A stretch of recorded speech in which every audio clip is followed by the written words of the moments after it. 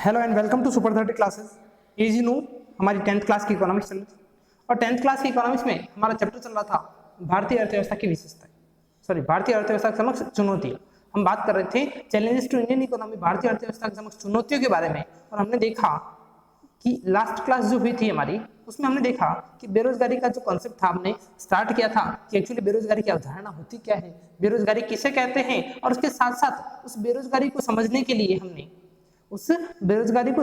हमने श्रम शक्ति को समझा, हमने कार्य शक्ति को समझा और उसके साथ हमने बेरोजगारी की दर को देखा।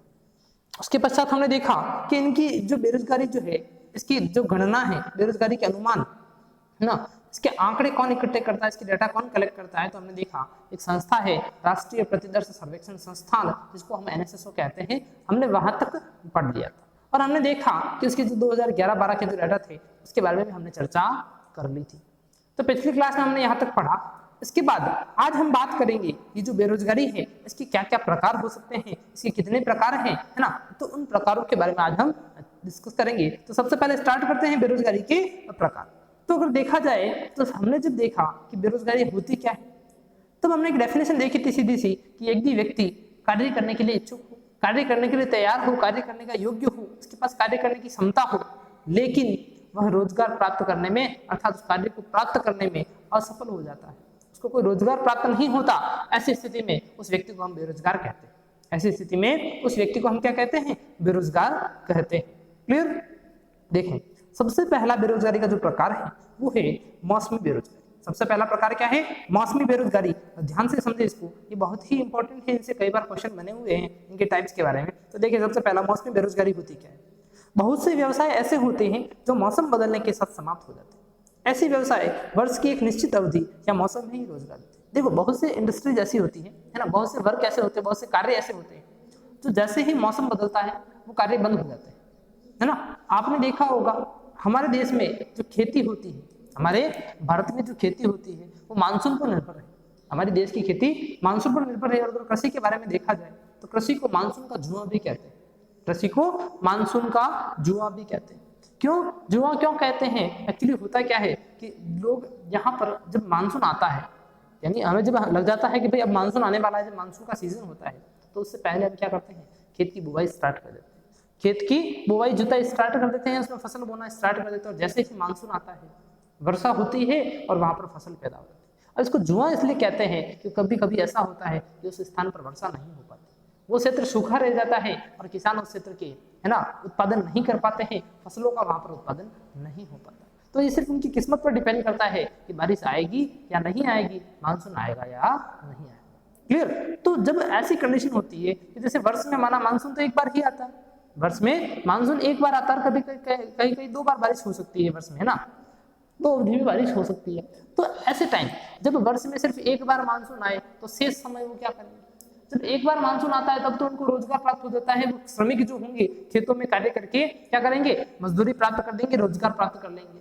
लेकिन जब मानसून नहीं होता है, जब खेती नहीं होती है, उस अवधि के दौरान, उस समय में वो किसान जो है, वो श्रमिक जो है, उनको रोजगार प्राप्त नहीं हो पाता। और ऐसी स्थिति में वो जो एक बेरोजगारी जो है, बेरोजगारी की समस्या जनरेट होती है, बेरोजगारी की समस्या पैदा हो जाती है। और उस बेरोजगारी को हम मौसमी बेरोजगारी कहते हैं।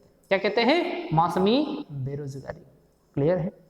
आपने खुद ने भी मार्केट में बहुत सारे ऐसे प्रोडक्ट्स देखे होंगे जो मौसम के साथ आते हैं, है ना, मौसम के साथ साथ आते हैं। जैसे आप ऊनी वस्त्र ले लें, गर्म कपड़े ले लें, तो क्या गर्म कपड़े 12 ही महीने हमारे यहाँ बिकते हैं? नहीं बिकते, है ना। तो हमारे यहाँ का जो श्रमिक है, एक्चुअली ऐसा नहीं है कि हमारे यहाँ 12 महीने ही नहीं बिकते, लेकिन कुछ दूसरी जगह ऐसे है जब 12 महीने ये पूरे वर्ष पर ये कार्य चलता रहता है। लेकिन हमारे क्षेत्र की अगर बात करें हम, तो वहां पर इनकी आवश्यकता एक मौसम के साथ ही होती है। और जब वो मौसम नहीं होता है, जब वो जलवायु उपयुक्त नहीं होती है, ऐसी स्थिति में उस कार्य में जो लोग लगे हैं, है ना, उस वस्तु के उत्पादन में जो व्यक्ति लगे हुए हैं, वो कैसे क्या हो जाते हैं? बेरोजगार हो जाते हैं। उन्हें रोजगार प्राप्त नहीं हो पाता।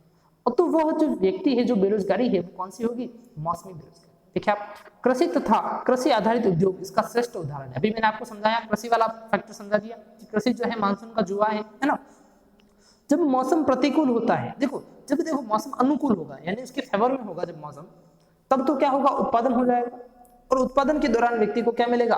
रोजगार मिलेगा। लेकिन जब मौसम प्रतिकूल हो, दैट मीन उसके फेवर में नहीं हो, है ना, अनफेवर कंडीशन हो, अनफेवरेबल कंडीशन हो, तो इन मौसमी व्यवसायों में लगे लोगों को बेरोजगारी का सामना करना पड़ता है। जब मौसम नहीं होता है, जब मानसून नहीं होता है उस व्यवसाय का, तो ऐसी स्थिति में उसको किसका सामना करना पड़ेगा? उस श्रमिक को बेरोजगारी की समस्या का सामना करना पड़ता है। और ये जो बेरोजगारी है वो कौन सी होगी? मौसमी बेरोजगारी होगी। कौन सी होगी? मौसमी बेरोजगारी। तो मौसमी बेरोजगारी जो है आपकी यहाँ पर कंप्लीट होती है, क्लियर होती है। नेक्स्ट हम बात करेंगे संरचनात्मक बेरोजगारी। दूसरा जो प्रकार है वो है आपका संरचनात्मक बेरोजगारी। बात करते हैं संरचनात्मक बेरोजगारी की होती क्या है। तो देखिए जनरली होता क्या है कि विकास के साथ साथ अर्थव्यवस्था की संरचना बदलती है। देखो ये बेसिक बात है, जैसे जैसे विकास होगा अर्थव्यवस्था की संरचना बदलती जाएगी। अर्थव्यवस्था का जो स्ट्रक्चर है ना, अर्थव्यवस्था का जो ढांचा है उसमें भी क्या होगा? परिवर्तन है ना, वो भी विकसित होगी। किसी एक क्षेत्र में मांग कम होती है तो किसी दूसरे क्षेत्र में मांग बढ़ जाती है। अर्थव्यवस्था की संरचना में परिवर्तन के साथ साथ मांग का स्वरूप भी बदलता रहता है। इस प्रकार संरचनात्मक परिवर्तनों के कारण जो बेरोजगारी उत्पन्न होती है वह संरचनात्मक बेरोजगारी कहलाती है। देखिए इस बात को समझे, बहुत ही इंपॉर्टेंट है। किसी एक क्षेत्र की मांग, एक क्षेत्र में मांग कम होती है तो दूसरे क्षेत्र में मांग क्या हो जाएगी? बढ़ जाएगी। अब इस चीज को समझना है, इस कॉन्सेप्ट को समझना है। संरचनात्मक बेरोजगारी समझा रहा हूं आपको। एक्चुअली होता क्या है कि माना दो प्रोडक्ट है, एक तो है चाय और एक है कॉफी। दो प्रोडक्ट दिए हैं, मैंने आपको एग्जांपल दे रहा हूँ, एक चाय है और एक कॉफी है। चाय और कॉफी की माना की कीमत जो है, प्राइस जो है समान है। एक समय है ऐसा है जब रेट दोनों की समान है, लेकिन कुछ समय बाद जब चाय की कीमतों में अत्यधिक वृद्धि हो जाए और कॉफी की कीमतों में किसी प्रकार का कोई परिवर्तन नहीं आए, सुनना मेरी बात को ध्यान से, चाय की कीमतों में अत्यधिक वृद्धि हो जाए और कॉफी की कीमतों में किसी प्रकार का परिवर्तन नहीं आए, तो ऐसी स्थिति में जो व्यक्ति जो पैसा पहले खर्च कर रहा था चाय पर, वो अब किस पर खर्च करेगा? वो चाय की जगह कॉफी लेना पसंद करेगा। क्यों? क्योंकि उसको चाय की ज्यादा कीमत देनी पड़ेगी, तो व्यक्ति क्या करेगा? कॉफी की ओर जाएगा। तो हमने यहाँ देखा कि एक क्षेत्र जो था वो क्या था? चाय का। चाय के क्षेत्र में क्या हुई? मांग कम हुई, तो दूसरे क्षेत्र में क्या हुई? मांग बढ़ जाती। तो इस प्रकार क्या होता है कि अर्थव्यवस्था की संरचना में परिवर्तन आता है। क्या आता है? ये जो इकोनॉमी की जो स्ट्रक्चर है ना, ये मांग जो है इसमें परिवर्तन आता है। और मांग में परिवर्तन आएगा जब चाय की डिमांड कम होगी, लोग चाय का कम से कम यूज करेंगे, तो उसमें जो श्रमिक लगे हैं, है ना, उन श्रमिकों को आप रोजगार कहाँ से देंगे? क्योंकि आय कम हो रही है। तो ऐसी स्थिति में वो चाय वाले जो कंपनी वाले हैं वो क्या करते हैं? कुछ श्रमिकों को अपनी फैक्ट्री से बाहर निकाल देते हैं। लेकिन इसी के साथ साथ यहाँ दूसरी तरफ देखें कि यहाँ जब कॉफी की डिमांड बढ़ रही है, कॉफी की आप मांग ज्यादा कर रहे हैं, क्योंकि पहले 10 लोग ही कॉफी खरीदते थे, अब कॉफी की रेट कम है चाय की तुलना में, तो ज्यादातर लोग कॉफी खरीदेंगे। तो कॉफी की क्या हो गई? डिमांड बढ़ गई, उसकी मांग बढ़ गई। और जब उसकी मांग बढ़ेगी तो वहां पर उत्पादन भी अधिक करना पड़ेगा, उत्पादन भी अधिक करना पड़ेगा, और अधिक उत्पादन के लिए उनको कुछ श्रमिकों की आवश्यकता होगी। ऐसी स्थिति में वहां पर रोजगार का सृजन होगा। तो ये जो संरचना में परिवर्तन हो रहा है, अर्थव्यवस्था की संरचना में जो परिवर्तन हो रहा है, इस परिवर्तन के कारण क्या होता है? अनेक प्रकार की बेरोजगारी की समस्याएं पैदा होती है। और इस समस्या को हम जो बेरोजगारी है वो संरचनात्मक बेरोजगारी कहलाती है। ये जो बेरोजगारी है वो संरचनात्मक बेरोजगारी कहलाती है। क्लियर? फर्स्ट मौसमी बेरोजगारी बता दिया, दूसरा संरचनात्मक बेरोजगारी समझाया। अब नेक्स्ट बात करेंगे तकनीकी बेरोजगारी के बारे में। नेक्स्ट हम बात करेंगे तकनीकी बेरोजगारी। देखें, उत्पादन की तकनीकी में सुधार तथा नवीन मशीनों के उपयोग के कारण जो बेरोजगारी होती है वह तकनीकी बेरोजगारी कहलाती है। बहुत ही सरल है, बहुत ही सिंपल है। पहले एक रोड खोदना था, है ना, रोड का कंस्ट्रक्शन चल रहा था, माना एग्जांपल दे रहा हूँ, पुराने समय की बात करें तो अगर एक रोड का कंस्ट्रक्शन चल रहा है, रोड का काम चल रहा है और उस रोड को खोदना है और वहां पर नया रोड बनाना है, तो उस रोड को खोदने के लिए वहां पर माना 50 श्रमिक काम करते थे। 50 श्रमिक काम करके क्या कर रहे हैं? उस रोड को खोद रहे हैं। अब क्या आ गई? अब वर्तमान समय की बात करें, उस रोड को खोदना है तो हमारे पास टेक्नोलॉजी आ गई और हमने एक जेसीबी लगाई। पहले वो 50 श्रमिक 5 दिन तक मिलकर रोड को तोड़ते थे, साफ करते थे, लेकिन आज हमने एक जेसीबी लगा दी। तो ये जेसीबी क्या है? एक टेक्नोलॉजी है, एक नई मशीनरी है। अब हमने इसका उपयोग किया और उस रोड को एक दिन में खोद के साफ कर दिया। तो आप सोचें, इस एक जेसीबी के कारण कितने लोगों का रोजगार गया, कितने लोग बेरोजगार हुए? 50 लोग। तो ये जो टेक्नोलॉजी है, इस टेक्नोलॉजी के कारण, उत्पादन की नई तकनीकी के कारण जो लोगों में बेरोजगारी की समस्या पैदा होती है, जो 50 लोग बेरोजगार हो गए, है ना, एग्जाम्पल मैंने बताया कि 50 लोग बेरोजगार हो गए। तो ये जो बेरोजगारी जनरेट हो रही है, ये इस बेरोजगारी को हम क्या कहते हैं? तकनीकी बेरोजगारी कहेंगे। क्या कहेंगे? तकनीकी बेरोजगारी। क्लियर? अगला देखें, चौथा प्रकार घर्षणात्मक बेरोजगारी। घर्षणात्मक, अब देखो घर्षण क्या होता है? ना। तो इस चीज को समझिए घर्षणात्मक बेरोजगारी को। तो देखिए आप यहाँ पर कि इसे भिन्नात्मक बेरोजगारी भी कहते हैं। ये जो घर्षणात्मक बेरोजगारी है इसको भिन्नात्मक बेरोजगारी भी कहते हैं। अब क्यों कहते थे, देखें, दो रोजगार अवधियों के मध्य उत्पन्न बेरोजगारी को घर्षणात्मक बेरोजगारी कहते हैं। यानी दो जो रोजगार के टाइम पीरियड है उनके बीच क्या होगा, एक बेरोजगारी की समस्या जनरेट होती है। अब ये कैसे होती है, देखें, यह कार्य बदलने पर, हड़ताल पर, तालाबंदी आदि के कारण उत्पन्न होती है और यह बेरोजगारी अस्थायी प्रकृति। देखो ऐसा है कि माना आप एक कंपनी में काम कर रहे हैं, एक कंपनी में काम कर रहे हैं, लेकिन वहां से आप सेटिस्फाई नहीं, आप उस कार्य से संतुष्ट नहीं है। तो पहले आपके पास रोजगार था जब आप कार्य कर रहे थे, अब संतुष्ट नहीं है तो आपने क्या किया, उस कार्य को छोड़ दिया, है ना, उस कंपनी को छोड़ दिया, वहां पर कार्य करना छोड़ दिया, तो आप क्या हो गए, अब बेरोजगार। क्या हो गए, बेरोजगार। और फिर कुछ समय बाद आपने एक दूसरी कंपनी ज्वाइन कर ली, तो वापस क्या प्राप्त हुआ, आपको रोजगार प्राप्त हुआ। तो ये दो बेरोजगारी की दो रोजगार की दो अवधि थी। पहली अवधि में आप रोजगार प्राप्त कर रहे थे एक कंपनी से, और दूसरी अवधि में आप एक दूसरी कंपनी से प्राप्त कर रहे हैं। लेकिन इन दोनों रोजगार अवधियों के बीच में, इन दोनों रोजगार अवधियों के बीच में जो बेरोजगारी की समस्या जनरेट हो रही है, जो प्रॉब्लम जनरेट हो रही है यहाँ पर, वो आपकी कहलाएगी घर्षणात्मक बेरोजगारी। कौन सी कहलाएगी, घर्षणात्मक बेरोजगारी। क्लियर है। अब ये क्यों होती है, जो मैंने बता दिया आपको, कार्य बदलने पर होती है, या हड़ताल हो गई, माना आप फैक्ट्री में कार्य कर रहे हैं और वहां के लोगों ने मिलकर क्या कर दिया, हड़ताल कर दी, तालाबंदी कर दी। तो ऐसी स्थिति में जो समस्या जनरेट होगी, जो प्रॉब्लम जनरेट होगी, वो क्या होगी, आपकी बेरोजगारी की समस्या होगी, और उसको हम कहते हैं घर्षणात्मक बेरोजगारी। क्या कहेंगे, घर्षणात्मक बेरोजगारी। क्लियर है। तो इस प्रकार हमारी मौसमी बेरोजगारी क्लियर हो गई। बेरोजगारी के प्रकार चल रहे हैं। पहली मौसमी बेरोजगारी आपकी पूरी हो चुकी है, दूसरी संरचनात्मक बेरोजगारी हमने देख ली, तीसरी तकनीकी बेरोजगारी देख ली, घर्षणात्मक बेरोजगारी देखी। अब बात करेंगे अगली बेरोजगारी का, नेक्स्ट जो प्रकार है वह है चक्रीय बेरोजगारी।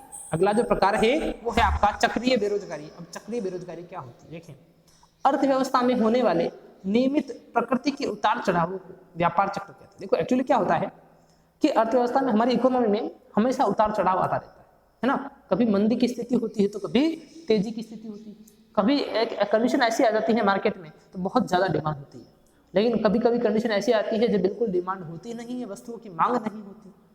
तो ये जो स्थिति है ये क्या है, तेजी और मंदी की स्थिति। और इस तेजी और मंदी की स्थिति को हम क्या कहते हैं, व्यापार चक्र कहते हैं। क्वेश्चन पूछा गया है, ध्यान रखिए शॉर्ट आंसर टाइप में, कि व्यापार चक्र होता क्या है। तो अर्थव्यवस्था में नियमित प्रकृति के उतार चढ़ावों को या तेजी मंदी की स्थिति को हम क्या कहेंगे, व्यापार चक्र। अब व्यापार चक्रों में जब मंदी की स्थिति होती है तो समग्र मांग का स्तर बहुत कम हो जाता है। जब मंदी होगी, जब मार्केट में मंदी होगी, तब क्या होता है, लोग डिमांड नहीं करेंगे, लोग वस्तुओं की मांग नहीं करेंगे, लोग वस्तुओं को खरीदना पसंद नहीं करेंगे। क्यों, क्योंकि मंदी की स्थिति है। तब क्या हो जाएगी, मांग कम हो जाएगी, और जब मांग कम होगी तो इससे उत्पादन में, रोजगार में भी क्या होगी, गिरावट होगी। जब डिमांड ही नहीं है मार्केट में, लोग, माना आपकी फैक्ट्री मार्कर की फैक्ट्री है, पेन की फैक्ट्री है ना, लोग डिमांड ही नहीं कर रहे हैं, आप 100 यूनिट मार्केट बनाकर बैठ गए और लोग उसको 10% ही मांग रहे हैं, डिमांड 10 लोग ही उसकी डिमांड कर रहे हैं, तब क्या होगा, ऐसी स्थिति को हम क्या कहेंगे, मंदी की स्थिति। और इसमें क्या होता है कि मांग का स्तर कम हो जाता है। पहले प्रोडक्शन आपने 100 यूनिट्स कर दिया, अब मांग का स्तर कम हो गया, तो ऐसी स्थिति में हम क्या करेंगे, उस वस्तु का उत्पादन भी कम करेंगे। उत्पादन जब कम करेंगे तो आपको श्रमिकों की आवश्यकता भी कम होगी, है ना। तो ऐसी स्थिति में बेरोजगारी की समस्या उत्पन्न हो जाती है, रोजगार में गिरावट हो जाती है, और समग्र मांग में कमी या व्यापार चक्रों के कारण जो बेरोजगारी जनरेट हो रही है, ये व्यापार चक्र के कारण ही हो रही है। तो व्यापार चक्रों के कारण जो बेरोजगारी की समस्या पैदा होती है, उस समस्या को हम चक्रीय बेरोजगारी कहते हैं। क्या कहेंगे, उस समस्या को चक्रीय बेरोजगारी की समस्या कहेंगे। समझ में आ गई बात। देखो हमने घर्षणात्मक बेरोजगारी देखी इससे पहले, और अभी चक्रीय बेरोजगारी देखी। हमने व्यापार चक्र को समझा। व्यापार चक्र होता है क्या, कि अर्थव्यवस्था में तेजी और मंदी की स्थिति आती है, उस स्थिति को हम व्यापार चक्र कहते हैं। और व्यापार चक्रों में जब मंदी की स्थिति हो जाए तो बेरोजगारी की समस्या पैदा होती है, रोजगार कम हो जाता है लोगों का, और उत्पादन समय क्रम करना पड़ता है। इसको कहेंगे हम चक्रीय बेरोजगारी। क्लियर। अगला देखें, नेक्स्ट प्रकार है छिपी हुई या प्रच्छन्न बेरोजगारी। ये सबसे इंपॉर्टेंट है, और इसको कई बार मैंने आपको इससे पहले एक चैप्टर जब पढ़ाया था कि भारतीय अर्थव्यवस्था की विशेषताएं पढ़ाई, जब मैंने आपको, है ना, हमने देखा भारत की अर्थव्यवस्था एक पिछड़ी अर्थव्यवस्था, एक विकासशील अर्थव्यवस्था देखी थी, तब भी मैंने आपको बेरोजगारी का एक प्रकार पढ़ाया था, छिपी हुई बेरोजगारी या प्रच्छन्न बेरोजगारी। देखा आप इसको। कई बार ऐसा होता है कि व्यक्ति रोजगार में संलग्न तो दिखाई देता है, यानी वो व्यक्ति ऐसा तो है, कार्य तो कर रहा है, कोई ना कोई रोजगार प्राप्त कर रहा है, लेकिन कुल उत्पादन में उसका योगदान शून्य या नगण्य होता है। लेकिन जो उत्पादन हो रहा है उसमें उसका जो योगदान है, उसका जो पार्टिसिपेशन है, वो बिल्कुल जीरो के बराबर है, और नहीं के बराबर उसका योगदान होता है। यदि अधिक यदि अधिक या अतिरिक्त श्रम को उस कार्य से हटा भी लिया जाए तो कुल उत्पादन की मात्रा में कमी नहीं होती। यानी आप क्या करें, जैसे माना एग्जांपल देता हूँ, सीधा एग्जांपल से समझाता हूँ मैं आपको कि एक खेत है, एक खेत में पहले 5 व्यक्ति मिलकर कार्य करते थे। एक खेत में पहले 5 व्यक्ति मिलकर कार्य करते और जो उत्पादन होता, माना गेहूं की फसल बोते और उत्पादन करते गेहूं का 1 टन। कितना उत्पादन करते? 1 टन गेहूं का उत्पादन हो रहा था उस खेत से। कितने व्यक्ति कार्य करते? 5 व्यक्ति। अब उस खेत में 2 व्यक्ति और जोड़ दिए हम। कितने? 2 व्यक्ति और लगा दिए, 2 श्रमिक और लगा दिए। कितने हो गए श्रमिक? अब 7।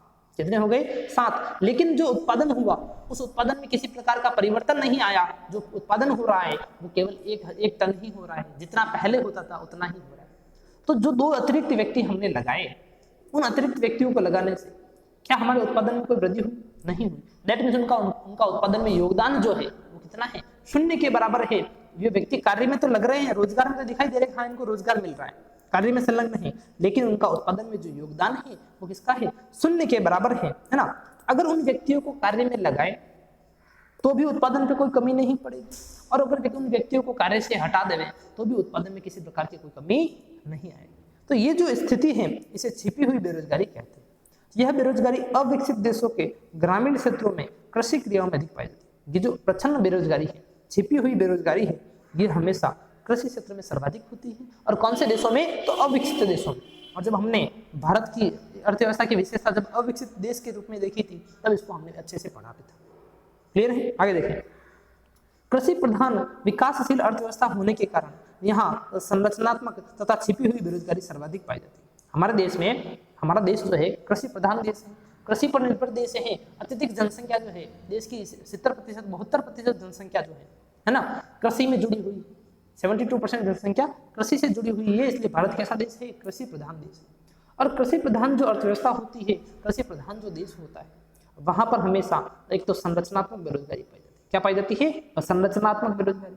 और संरचनात्मक बेरोजगारी क्या होती है? एक क्षेत्र में मांग कम तो दूसरे क्षेत्र में मांग अधिक, है ना। और दूसरी छिपी हुई बेरोजगारी, जो प्रच्छन्न बेरोजगारी अभी हमने पढ़ी, वो सर्वाधिक पाई जाती है। विकसित देशों में सामान्यतः चक्रीय तथा घर्षणात्मक बेरोजगारी अधिक देखने को मिलती है। विकसित देशों में कौन सी होगी?